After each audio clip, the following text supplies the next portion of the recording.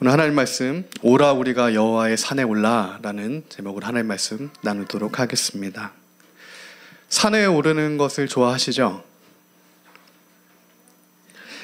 산에 오를 때는 준비가 필요합니다. 30분 정도 걸리는 동네 뒷산 갈 때는 크록스 신고도 올라갈 수가 있어요. 그냥 올라갑니다. 그렇게 준비가 필요하진 않아요. 그러나 우리가 10시간 이상 올라가야 하는 지리산, 설악산 이런 데를 등산해 보신 분들은 알겠지만 준비 없이 올라갈 수가 없습니다. 그에 합당한 준비가 필요해요. 혹은 그거보다 더 높은 알프스나 히말라야를 올라간다고 하면 더 많은 준비가 필요할 겁니다. 그 산에 오르는 정확한 이 목적, 그 정확한 방향이 있을 때만 우리는 그 산에 올라갈 수가 있는 것이죠. 다른 사람들은 다 완전 무장을 하고 히말라야와 알프스를 등반을 하는데 나 혼자 크록스 신고 동네 뒷산 가는 정도로 준비를 한다. 절대 그런 준비로는 목적지에 이를 수가 없다는 겁니다. 그래서 주님께서는 우리에게 반드시 너희가 성령의 전신갑주 입어야 한다라고 말씀하시는 거죠. 준비 없이, 각오 없이, 그 성령의 인도하심 없이는 그 주님의 산에 오는 우리가 올라갈 수가 없다는 겁니다. 준비 없이 올라가는 등산은 반드시 실족사를 일으키게 된다는 거예요. 그러면 오늘 우리가 오르는 그 산은 과연 어떤 산인가? 우리가 올라가는 그 산에 대해서 정확하게 알 필요가 있다는 거죠. 오늘 우리의 신앙의 여정이 있습니다. 신앙의 여정은 광야를 통과하는 것 같지만 광야는 목적지가 아니에요. 광야는 통과하는 곳입니다. 하나님의 훈련의 장소죠. 그러나 그 광야를 통과해서 우리가 마지막에 도달하는 그 시온산, 그 예루살렘 성이 있는 겁니다. 가나안으로 들어가기 위해 광야가 존재하는 거죠. 오늘 우리의 신앙 여정 가운데 우리가 올라가야 하는 산이 어떤 산인지, 그리고 그 산이 어디에 있는지, 그럼 우리는 어떤 준비를 해야 하고 어떻게 그 산에 오를 수가 있는지 우리가 분명히 알아야 하는 거죠. 그러나 오늘 많은 그리스도인들이 이러한 준비가 되는 것은 둘째치고 오늘 우리가 그 여호와의 산에 반드시 올라가야 한다는 그 사실 자체도 망각하고 있다는 겁니다. 길을 잃어버린 거예요. 방향을 잃어버린 겁니다. 목적을 잃어버린 거예요. 오늘 그렇기 때문에 미가 선지자는 그 신앙의 대상은 여호와 하나님만 신앙의 대상이잖아요. 그 신앙의 대상과 그 목적, 신앙생활하는 목적, 어떻게 신앙생활을 해야 되는지에 대한 방향성, 즉 이것은 사명입니다. 주님이 오늘 나를 부르신 그 부르심의 사명을 잃어버린 하나님의 백성들에게 다시 주님의 말씀을 증거하고 있어요. 너희가 살려면 반드시 여호와의 산에 올라가야 한다는 겁니다. 그 산에 여호와의 전이 있다. 여호와의 산에 올라 여호와의 전에 우리가 이르러야 한다. 이것은 선택사항이 아니라는 겁니다. 예수님을 믿는 크리스천은 반드시 여호와의 산에 올라가야 하는 것이고 여호와의 산에 올라가서 여호와의 전에 이르러야 한다는 거예요. 왜 그렇습니까? 그곳에 예수님이 계시기 때문이에요. 그 시온산에 주님의 전에 보좌에 주님께서 계시기 때문에 그 주님께서 주의 돌을 가지고 그곳에서부터 우리를 가르치시기 때문에 우리가 여호와의 전에 이르러서야만 알게 되는 주님의 도, 십자가 도, 구원의 도가 있다는 겁니다.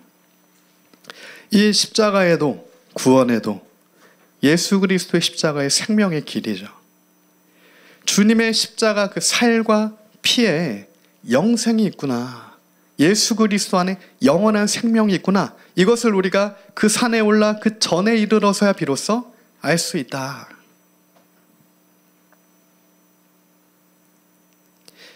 이것이 오늘 미가서 4장 1절과 2절의 말씀입니다. 우리 미가서 4장 1절에서 2절 말씀을 함께 합독하시겠습니다. 끝날에 이르러는 여호와의 전의 산이 산들의 꼭대기에 굳게 서며 작은 산들 위에 뛰어나고 민족들이 그리로 몰려갈 것이라. 곧 많은 이방 사람들이 가며 이르기를 오라 우리가 여호와의 산에 올라가서 야곱의 하나님의 전에 이르자 그가 그의 도를 가지고 우리에게 가르치실 것이니라. 우리가 그의 길로 행하리라 하리니 이는 율법이 시온에서부터 나올 것이요 여호와의 말씀이 예루살렘에서부터 나올 것임이라. 아멘. 미가 선지자는 오늘 하나님의 백성들에게 주의 율법은 시온에서부터 나온다. 그리고 여호와의 말씀은 예루살렘에서부터 나온다라고 우리에게 분명하게 증거하고 있습니다. 그렇기 때문에 오늘 우리는 반드시 우리의 전 인생에 걸쳐서 그 산에 올라가야 하는 겁니다. 그러나 그 산에는 많은 이들이 오르고자 하지만 오르지 못하는 것을 우리가 또한 알 수가 있어요. 오직 끝까지 바알에게 무릎 꿇지 않고 우상 숭배하지 않고 그 깨끗한 손이 있는 자들, 주님의 선택이 있어서 예수 그리스도의 십자가 보혈의 피로 깨끗게 된 자들만 그 여호와의 산에 올라갈 수 있다. 그렇게 주님의 선택된 백성들이, 주의 자녀들이 주님의 전으로 몰려갈 것이다 라고 오늘 미가는 증거하고 있습니다. 이때 이 몰려갈 것이다 라는 단어, 나하르라는 단어인데, 이 단어는 시냇물이 흘러가듯이 흘러가는 걸 뜻합니다. 그러니까 내가 힘을 줘서 올라가는 게 아니에요. 내가 여호와의 산에 올라가야지 이렇게 해서 올라가는 게 아니라요, 마치 시냇물이 휩쓸려 산에서부터 내려올 때 모든 물이 휩쓸려 목적지를 향해 나아가듯이 그렇게 여호와의 전으로 나아가게 된다는 겁니다. 이것은 무엇을 뜻합니까? 성령께서 하나님의 백성들을 인도하신다는 거예요. 우리의 삶을 주님께서 그렇게 인도해 가시는 겁니다. 강물처럼 인도해 가시는 거죠. 바람처럼 그렇게 역사하시는 겁니다. 그 주님의 산에서부터, 주님의 보좌로부터, 그 주님의 도가, 생명의 길이, 구원의 강물이 오늘 흘러 오늘 우리의 심령에까지 닿게 될 때 그 물이 닿는 곳마다 생명이 살게 되는 역사가 있다라는 거죠. 제가 결혼하고 신혼여행을 알프스로 갔습니다. 스위스로 갔는데 스위스는 정말 좋더라고요. 그러니까 알프스는 유럽의 모든 수원이 됩니다. 알프스에 만년설이 있는데 그 알프스에서부터 빙하가 녹아 물이 흘러 들어가서 유럽에 다 닿게 돼서 그게 수원이 돼요. 중앙아시아를 가보니까요, 중앙아시아에도 천산이 있습니다. 아시아에도 엄청 큰 산이 있는데 그 천산에서부터 만년설, 빙하로부터 물이 또 흘러 나와요. 그 물들이 닿는 곳마다 생명이 살아납니다.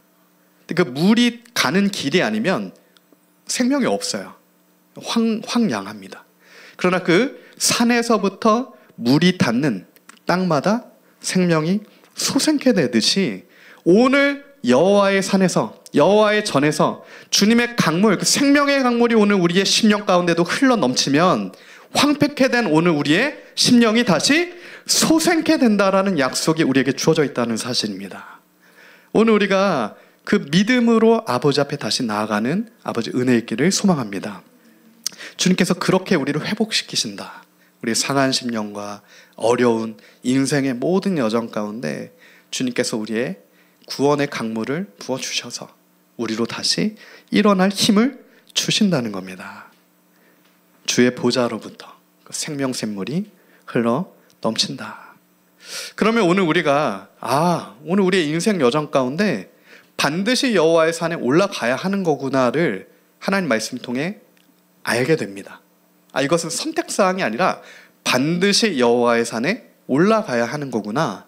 이것은 주님의 주시는 지혜로 우리가 깨닫게 돼요.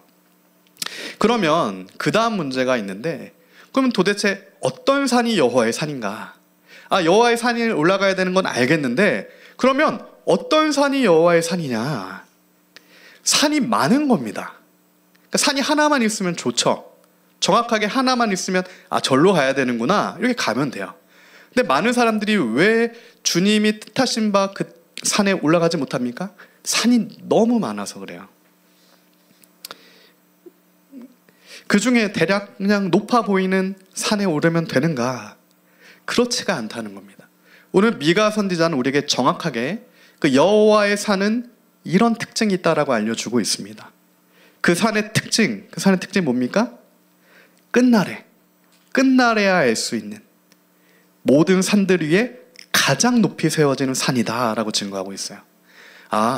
끝날에 모든 산 중에 더 높이 가장 높이 세워지는 산이 바로 여호와의 산이구나, 이렇게 우리가 알 수 있다는 거예요. 이것은 비단 미가만 그렇게 얘기한 건 아닙니다. 우리가 계속 살펴보지만 미가와 동시대 선지자, BC 8세기 선지자잖아요. 북이스라엘은 멸망하고 남유다는 절체절명의 위기에 있을 때, 여호와의 산에 오르는 하나님의 백성이 보이지가 않을 때, 이사야 선지자, 동시대 이사야도 동일한 말씀을 우리에게 증거합니다. 이사야 2장 2절과 3절 말씀이에요. 말일에 여호와의 전의 산이 모든 산 꼭대기에 굳게 설 것이요 모든 작은 산 위에 뛰어나리니 만방이 그리로 모여들 것이라. 많은 백성이 가며 이르기를 오라 우리가 여호와의 산에 오르며 야곱의 하나님의 전에 이르자. 그가 그의 길을 우리에게 가르치실 것이라. 우리가 그의 길로 행하리라 하니니 이는 율법이 시온에서부터 나올 것이요 여호와의 말씀이 예루살렘에서부터 나올 것임이니라. 아멘. 미가서 4장 말씀과 지금 이사야 2장 말씀은 똑같아요. 똑같습니다. 끝날에 말일에 여호와의 산이 높이 서게 되는 것이고 그곳에서부터 주의 도가 하나님의 백성들에게 임하기 때문에 너희가 그곳에 올라가야 한다. 이때 끝날에 주님의 산이 높은 산들 위에 세워진다라고 하는 이 동사, 나콘이라는 동사인데 이것은 창조하다라는 의미를 갖습니다. 주님께서 세우시는 산이에요. 사람이 세운 산이 아닌 겁니다. 사람들은 자신이 세운 산에 올라가거나 다른 사람이 세운 그 낮은 산에 올라가는 거예요. 어떤 산들입니까? 돈의 산이 있어요. 재물의 산이 있는 겁니다. 인생의 전 생애를 걸쳐 그 산에 올라갔는데 알고 보니까 그 산은 그냥 재정의 산이었어요. 전 생애에 힘들어 올라갔는데 그 산은 명예의 산이었습니다. 전 생애를 힘들어 갔는데 나중에 주님 앞에 서보니까 내가 올라간 그 산이 여호와의 산이 아니라 사람이 세운 산이었다고요. 이런 산은 주님을 기뻐하시게 하는 것이 아니라 이런 산에서는 우상 숭배들이 자행되고 있는 겁니다. 산당들이 있는 거예요. 낮은 언덕에는 산당이 있습니다. 당시 이스라엘에는 그 낮은 산, 언덕마다 산당이 없는 곳이 없었어요. 그래서 주님의 진노가 강력하게 임하는 겁니다. 이런 우상 숭배가 벌어지는 이 낮은 언덕들, 이곳에는 도벳의 사당이 세워져 있는 겁니다. 많은 사람들이 이 끝날에 세워지는 여호와의 산에 오르지 못하고 보이지가 않아서 찾지를 못해서 그냥 흰놈의 골짜기에 세워진 그 언덕 너머에 세워진 그곳에서, 그 도벳 사당에서 주님의 율법과 말씀이 없는 그곳에서 어떻게든 길을 찾고자, 어떻게든 갈급함을 채워보고자 우상에게 분향하고 만민이 자기의 신의 뜻을 구하면서 그렇게 가고 있다라는 거예요. 그것은 비단 오늘날의 길을 잃은 크리스천의 모습과도 다르지 않은 모습이라는 겁니다. 이를 예레미야 7장은 다음과 같이 증거해요. 주님께서는 계속해서 너희가 올라가야 할 산은 그런 사람의 산이 아니다라고 선지자들을 통해 이스라엘을 깨우신 겁니다. 너희가 여호와의 산에 올라가야 된다 이렇게 깨우셨어요. 그러나 너희가 듣질 못했다. 그래서 주님께서 29절에서 말씀하시는 거예요. 너희 머리털을 베어버리고 벗은 산 위에 통곡할지어다. 여호와께서 그 노하신 바 이 세대를 끊어버리셨습니다. 여호와께서 말씀하시되 유다 자손이 나의 눈앞에 악을 행하여 내 이름으로 일컬음을 받는 집에 그들의 가증한 것을 두어 집을 더럽혔으며 오히려 거룩한 여호와의 전을 너희가 더럽혔다. 흰놈의 아들 골짜기에 도벳 사당을 건축하고 그들의 자녀들을 불에 살랐나니 내가 명령하지 아니하였고 내 마음에 생각하지도 아니한 일이라. 그러므로 여호와께서 말씀하시니라. 날이 이르면 이곳을 도벳이라 하거나 흰놈의 아들의 골짜기라 말하지 아니하고 죽임의 골짜기라 말하니니 이는 도벳의 자리가 없을 만큼 매장했기 때문이니라. 오늘 우리가 분명히 알아야 할 것은 사람이 세운 산은 결국에는 죽임의 골짜기가 됩니다. 우리가 올라가야 할 산은 그 산이 아니라는 거예요. 그러면 오늘 과연 누가 그러한 황폐한 사망으로 이어지는 흰놈의 골짜기가 아니라 생명의 샘, 구원의 강물이 흐르는 여호와의 산에 누가 올라갈 수가 있는가? 주님께서는 하나님 말씀을 통해 누가 그 산에 올라갈 수 있는지를 오늘 우리에게 알려주고 계신다는 거예요. 그 산에 누가 올라갔습니까? 먼저는 첫째로 하나님의 마음에 합한 자가 올라갈 수 있죠. 그 하나님의 마음에 합한 사람, 겸손과 순종의 사람 다윗이 여호와의 산에 올라갔습니다. 시편 24편은 다윗의 고백인데, 이 다윗이 특별히 밧세바와 음행을 저지르기 전에, 그러니까 성령 충만할 때요, 다윗이 왕이 됐습니다. 그 어려운 광야를 통과했어요. 주님과 동행함으로 정치도 아니고 경제도 아니고 하나님이 나를 도우시는구나, 적군 왕 아기스 앞에 가서도 하나님이 나를 도와주시는구나, 이걸 체감했다고요. 그리고 왕이 됐습니다. 그리고 그토록 고대하던 하나님의 말씀, 언약궤가 이제 예루살렘 성으로 들어오는 겁니다. 그러니까 하나님의 말씀이 되면 되는 거예요. 그때 다윗의 고백이 시편 24편의 고백이에요. 시편 24편 3절 말씀입니다. 여호와의 산에 오를 자가 누구며 그의 거룩한 곳에 설 자가 누구인가? 그 하나님의 언약궤, 하나님 말씀 앞에서 다윗은 그 여호와의 산에 올라갈 자가 누구인가를 얘기하는 겁니다.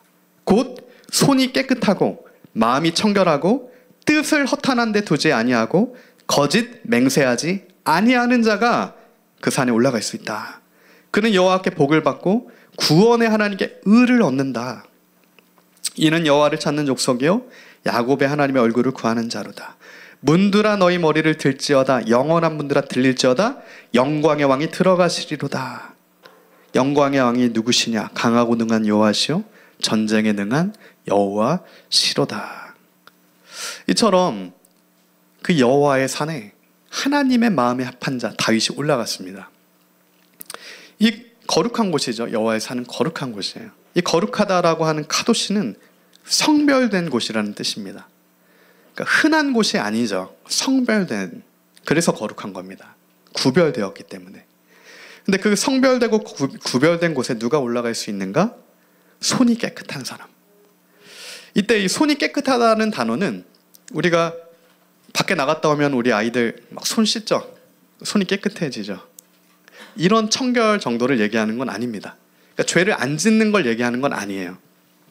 이때 손이 깨끗하다라는 뜻은 뭐냐면 용서받아서 흠이 없다라는 뜻입니다. 회개하는 심령으로 용서받아서 흠이 없어지는 거예요.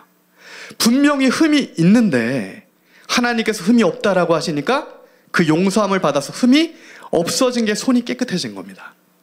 그 손이 깨끗한 자, 하나님의 은혜를 입은 자죠. 그리고 마음이 청결한 자. 이 마음이 청결하다라는 뜻도 죄를 안 짓는다 이런 뜻이 아니라, 이 바르라고 하는 뜻은 선택되어서 깨끗하게 되었다라는 뜻입니다. 그러니까 주님의 선택이 있기 때문에 깨끗하게 된 거예요. 그래서 우리는 그 주님의 선택의 은혜를 구해야 합니다. 그리고 우리의 죄를 회개해야 되는 거예요. 그때 우리 안에 많은 누룩과 흠을 주님께서 그래도 너는 그리스도의 공로로 말미암아 흠이 없다라고 해주실 때 우리의 손이 깨끗해질 수 있고 우리의 마음이 청결해질 수가 있어서 그때 우리가 여호와의 산으로 올라갈 수 있다는 겁니다. 저는 오늘 우리 모두에게 그 은혜가 임하길 간구합니다. 회개하는 심령마다 주님께서 우리의 손을 다시 깨끗하게 해주시길, 더러워진 우리의 마음을 다시 청결하게 해주시길. 그래서 이제 우리가 뜻을 더 이상 허탄한 데 두지 아니하고, 이 허탄한 데 뜻을 둔다는 이 네페쉬 샤브, 우상숭배입니다. 그러니까 손이 더러워졌고 마음이 청결하지 않기 때문에 결국에는 내가 만든 산에서 우상숭배를 자행할 수밖에 없는, 그리고 거짓 맹세, 수올과 매력할 수밖에 없는 그 모든 거짓에서 너희가 떠나가라. 그러니까 주님 앞으로 나아가야 되는 거죠.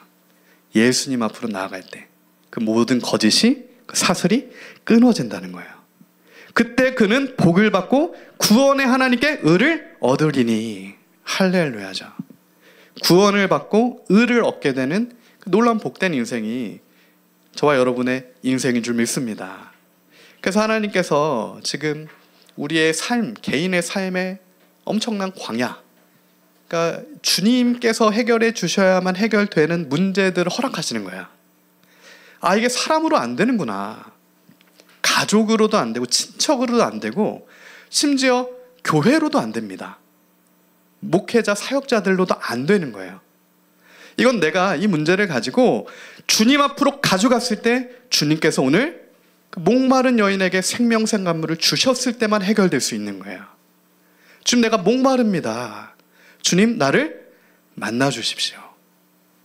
주님께서 나를 부르시는 겁니다. 오늘 우리를 그렇게 주님을 대면하는 그 골방의 기도의 자리로, 주님을 만나는 그 자리로 오늘 우리를 부르신다. 여러 가지 문제들을 통하여서.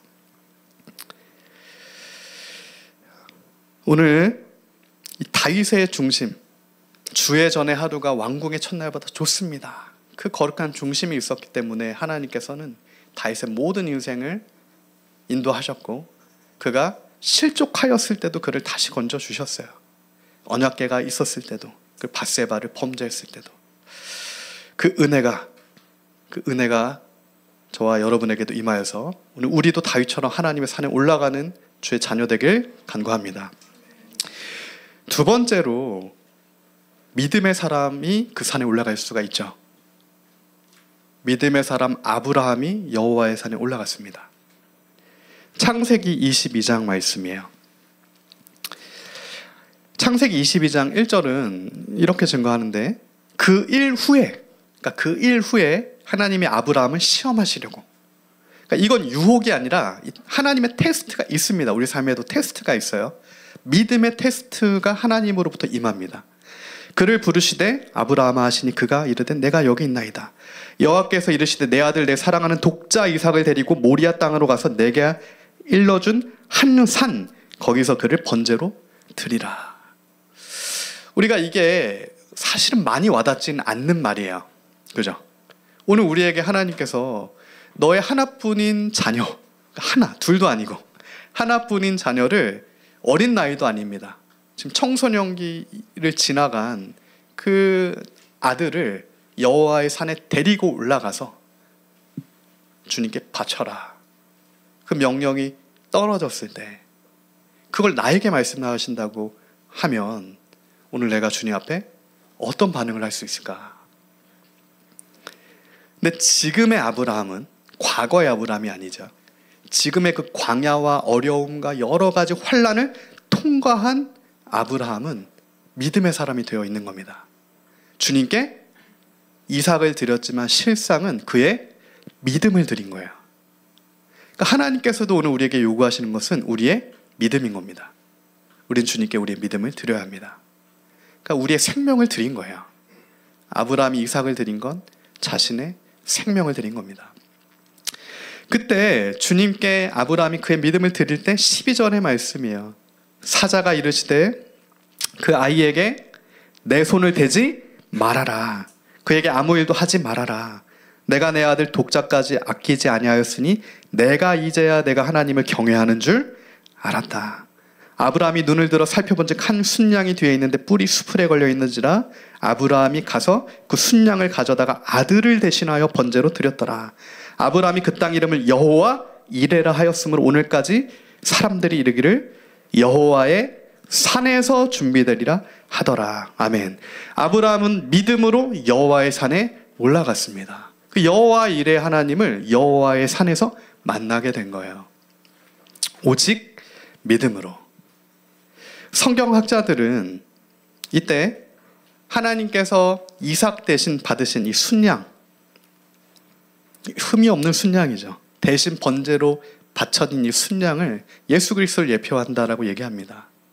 오늘 우리가 죽었어야 하고 우리의 자녀가 사실은 죄로 인해 죽었어야 하는 것을 십자가에 달리신 예수 그리스도께서 우리 모든 죄를 용서해 주셨고 해결해 주셨다.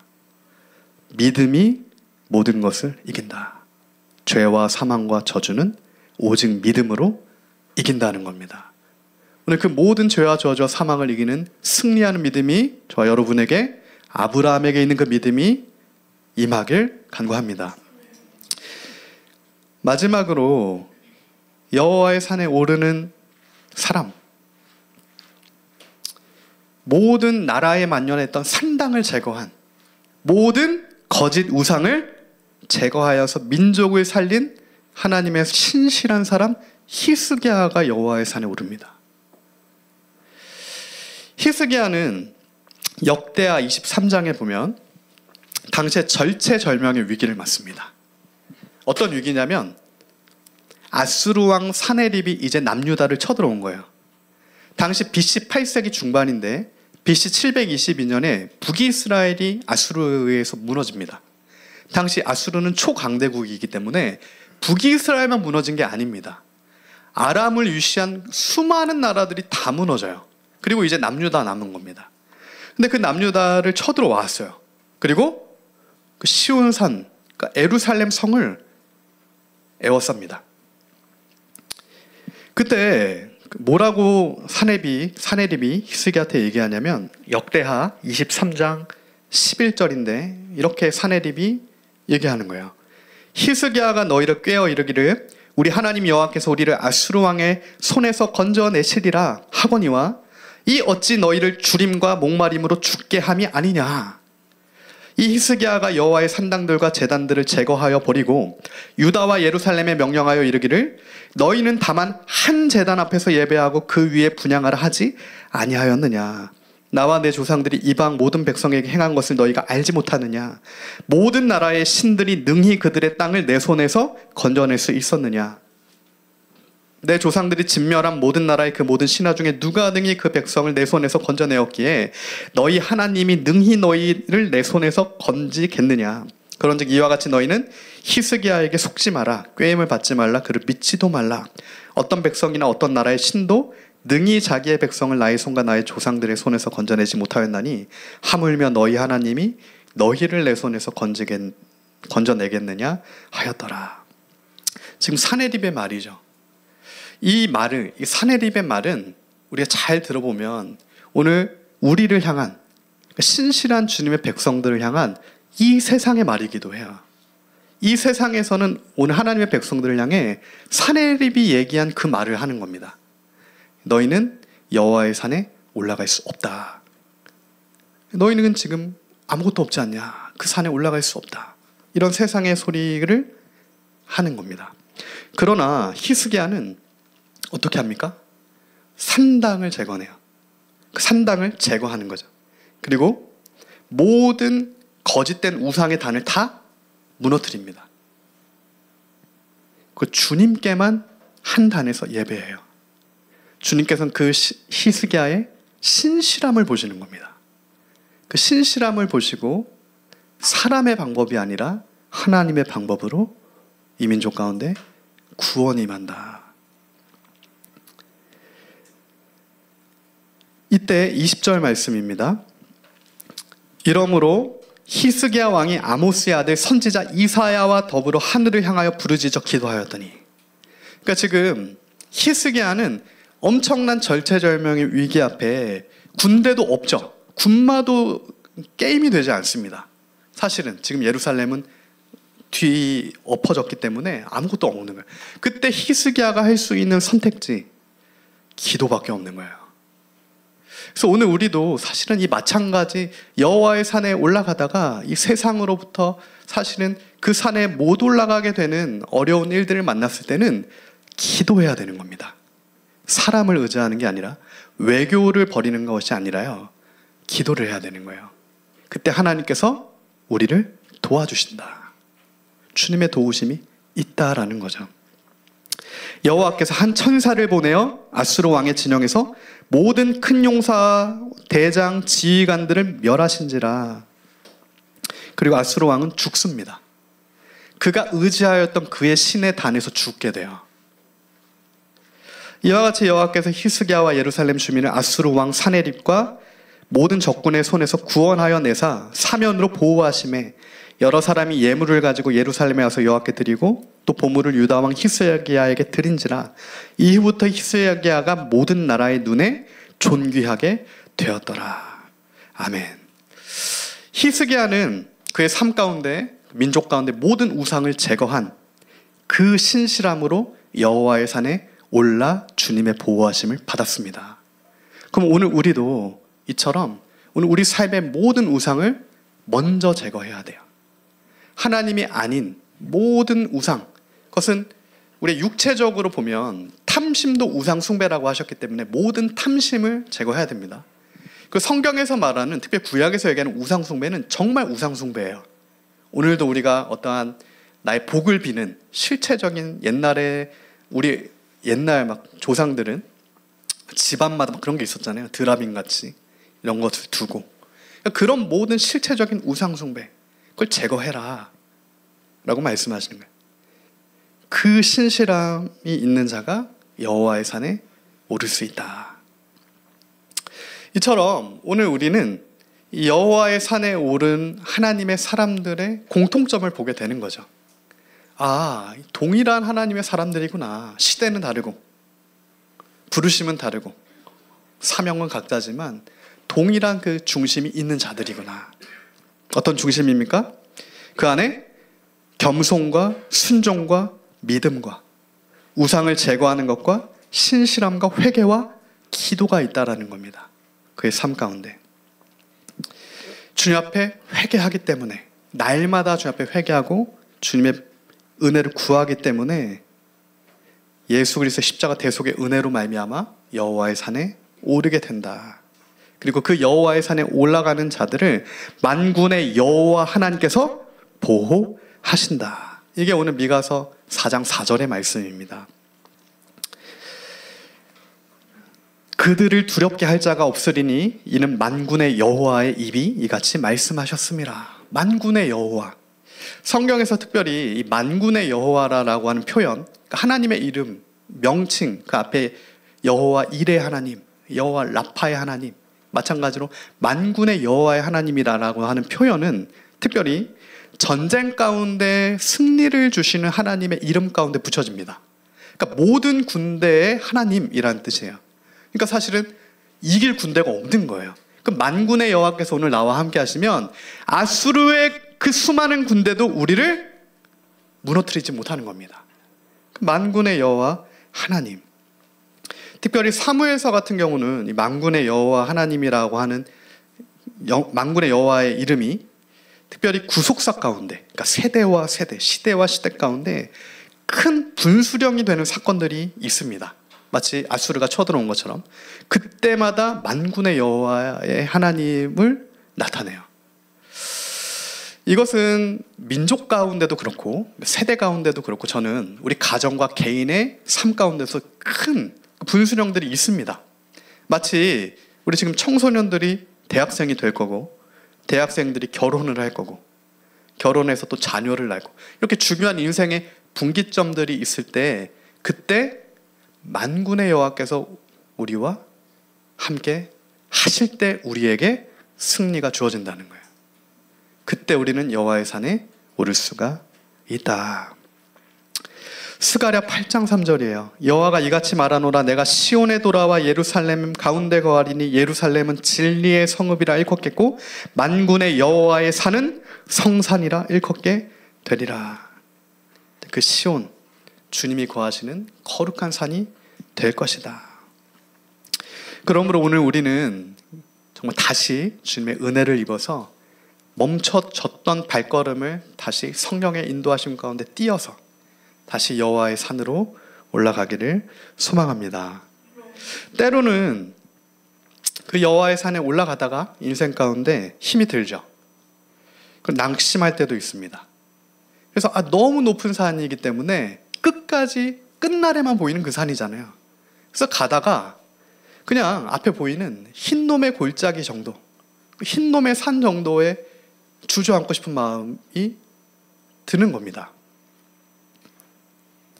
그냥 안주하고 싶은 생각이 든다는 거예요. 그러나 사실은 그 뿌리 깊은 중심 가운데, 그 우상 숭배 터에 안주하고 싶은 마음 가운데는 우리가 깊이 우리를 살펴보면 우리 안에 깊은 죄와 우리 안에 깊은 교만과 우리 안에 깊은 탐심이 있음을 발견하게 됩니다. 그래서 우리가 그 마음을 다시 주님 앞에 가지고 나아가야 해요. 주님께서 그 마음을 제거하시고 새 마음을 부어주셔야 합니다. 오늘 아버지의 마음을 부어주셔야 돼요. 그 사랑의 마음을 부어주시지 않으면 우리가 선택하는 것은 사랑이 아니라 정죄를 선택할 수밖에 없습니다. 그러나 성경은 우리가 아무리 은사가 많고 아무리 달란트가 많고 모든 것을 할 수 있어도 사랑이 없으면 아무것도 아니다라고 증거하고 있어요. 예수님도 십자가에서 우리에게 보여주신 것은 사랑인 겁니다. 목숨을 내어주신 그 사랑을 보여주신 거예요. 그러나 그 사랑은 내가 이 사랑을 갖겠다라고 해서 가져지는 게 아닌 거죠. 그 예수님의 십자가 사랑이 부어져야, 은혜로 부어져야 우리 안에도 그 은혜로 말미암은 사랑의 충만함이 흘러나갈 수가 있는 거예요. 저는 저에게 먼저 그 주님의 사랑이 부어지길 간구합니다. 그 사실 우리 모두에게도 그 사랑이 먼저 부어지기를 정말 간구해요. 그것은 성경이 얘기하는 소망이죠. 정말 아이러니하지만 앞서서 우리가 살펴봤던 그 여호와의 산에 오른 하나님의 백성들도 처음부터 그 여호와의 산에 오르기에 합당한 손이 깨끗한 자들이진 않았습니다. 자신의 힘을 의지할 때는 계속 실족하는 거예요. 그 하나님의 사람들도. 시편 23편에 이처럼 놀라운 고백을 했던 다윗. 그의 삶엔 간증이 넘쳐났잖아요. 하나님을 아는 자였습니다. 하나님의 말씀을 들었다고요. 언약궤가 그의 삶을 인도했습니다. 근데 그 다윗, 시편 23편에 고백을 한 놀라운 하나님의 사람 다윗이 눈이 멀게 돼요. 죄로 인해 그의 영적인 눈이 완전히 멀어버립니다. 가려버리는 거죠. 하나님의 또 다른 사람 선지자 나단으로부터 책망을 받기 전까지는 깨어나지 못해요. 이 죄, 다윗의 그 죄, 밧세바와 범죄한 그 죄가 그의 삶 가운데 있었을 때 회개하기 전까지는 그는 잠들어 버리는 거예요. 그러나 하나님께서는 하나님이 선택한 백성들을 반드시 깨우시는 줄 우리가 믿습니다. 잠든 자들을 깨워주시는 거예요. 나는 잠들었는데, 나는 사명을 잃어버렸는데, 나는 흰놈의 골짜기에서 끝까지 안주하면 될 줄 알았는데 하나님께서 오늘 우리를 찾아오셔서 아니다, 이곳이 아니라 여호와의 산을 올라가야 한다, 우리 깨워주는 거예요. 그 성령의 등불을 준비하게 하시는 겁니다. 그 기름을 준비할 수 있도록 우리를 깨워주시는 거예요. 그때 이 깊은 회개를 경험한 다윗이요, 하나님의 놀라운 약속을 경험했지만 죄로 인해 다시 깊은 절망 가운데 빠졌다가 다시 시편 51편에서는 다윗이 깊은 회개를 경험하여 주님 앞에 나아갑니다.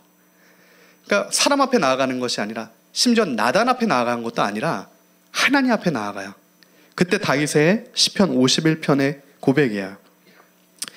밧세바와 범죄한 이후에 주님 앞에 드린 다윗의 고백입니다. 하나님이여, 시편 51편 1절 말씀입니다. 하나님이여, 주의 인자를 따라 내게 은혜를 베푸시며 주의 많은 긍휼을 따라 내 죄악을 지워주소서. 나의 죄악을 맑게 씻으시며 나의 죄를 깨끗이 제하소서. 물은 나는 내 죄가를 아오니 내 죄가 항상 내 앞에 있나이다. 내가 주께 범죄하여 주의 목전에 악을 행하였사오니 주께서 말씀하실 때 의로우시다 하고 주께서 심판하실 때 순전하시다 하리다. 내가 죄악 중에 출생하였으며 어머니가 죄 중에 나를 잉태하였나이다. 보소서, 주께서는 중심이 진실함을 원하시오니 내게 지혜를 은밀히 가르치시리이다. 우슬초로 나를 정결하게 하소서. 내가 정하리이다. 나의 죄를 씻어주소서. 내가 눈보다 희리이다. 아멘. 오늘 이와 같은 다윗의 고백이 진실된 저와 여러분의 하나님 앞에서의 고백이 되길 소망합니다. 주님, 우리는 다른 것이 아니라 우리의 중심이 진실되길 간구합니다. 주의 마음이 부어져서 다시 중심의 진실함을 간구합니다. 우리는 지혜가 부족하오니 주님의 지혜를 다시 우리에게 회복시켜 주셔서 우리가 주의 도로, 주의 길로 나아가게 하여 주시옵소서. 그 기도예요. 주의 은택으로 시온의 선을 행하시고 예루살렘 성을 쌓으소서. 시편 51편 18절의 다윗의 마지막 고백입니다. 주의 은택으로 시온의 선을 행하시고 예루살렘 성을 다시 쌓아 주시옵소서. 다시 나의 무너진 삶을 재건하여 주시옵소서.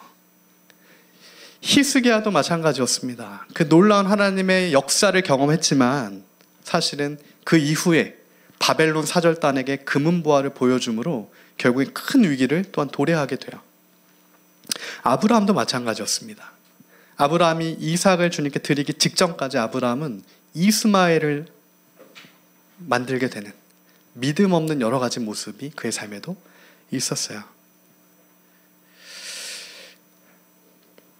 그러나 주님께서 다시 무너진 우리 인생의 예루살렘 성을 다시 쌓아 주시리라. 오늘 우리가 그 믿음으로 아버지 앞에 나아가길 간구합니다. 우리 말씀을 정리하겠습니다.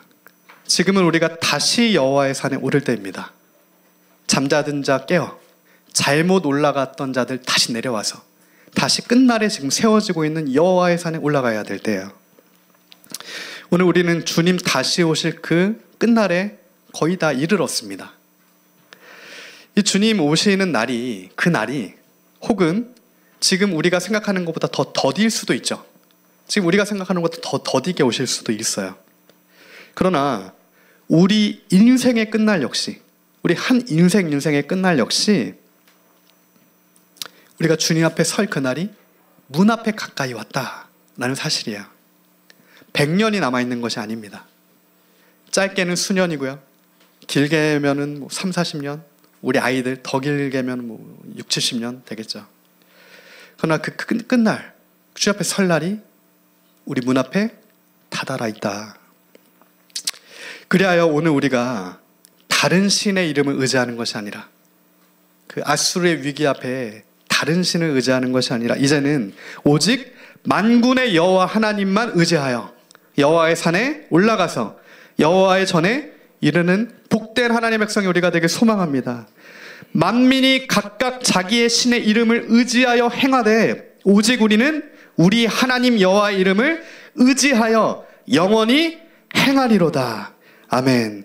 오늘 우리가 오직 여호와의 이름만을 의지하여 주의 산에 올라가 주의 전에 이르러 주의 십자가의 도구 생명의 길, 구원의 길이 다시 우리 삶 가운데 이어져서 우리가 그 길로 나아가는 아버지의 복이 이 시간 우리 모두에게 임하기를 간구합니다. 이 시간 선포된 말씀 붙들고 하나님, 오늘 우리가 다시 여호와의 산에 오르길 간구합니다.